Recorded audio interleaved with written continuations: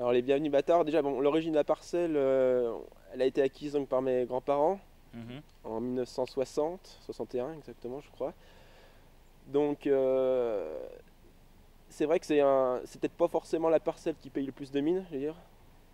Mais donc après, c'est vrai que c'est un terroir qui est quand même assez exceptionnel. On a tout le temps chaque année des vins qui sont très très fins, très droits, très aériens Mhm.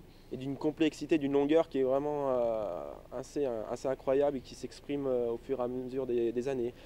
Donc après la petite histoire, bon il y a une petite histoire on va dire un peu lyrique qui voudrait que donc dans les grands crus de la côte de Beaune, on a tout le quartier des Morachers et les cantons Charlemagne, donc là on est dans les Morachers, donc il y en a 5.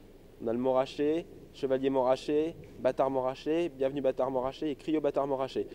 Donc pour expliquer un peu les noms donc de façon un peu politique on va dire, donc on avait le seigneur de Puligny, donc le seigneur de Moracher, donc Mhm. qui possédait donc une très belle propriété.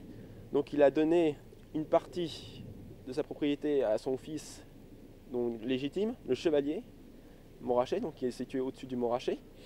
Mais lors des guerres, des croisades, donc son fils n'est pas revenu, est décédé au combat. Donc pendant ce temps-là, donc le seigneur Moraché en avait un peu profité de la vie, donc il avait été voir un peu dans le clos des Pucelles qui est juste à côté. Donc il avait un fils, d'où un fils illégitime, le bâtard. D'accord. Donc ce bâtard, vu que le seigneur Moraché n'avait plus de succession, donc il a fait venir le bâtard au château.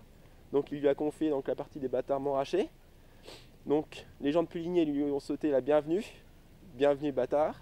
Ok. Et ensuite enfin, la population de Chassagne l'entendait crier jusqu'à Chassagne, nous la petite partie de Crio bâtard Moraché. Donc voilà un peu l'histoire.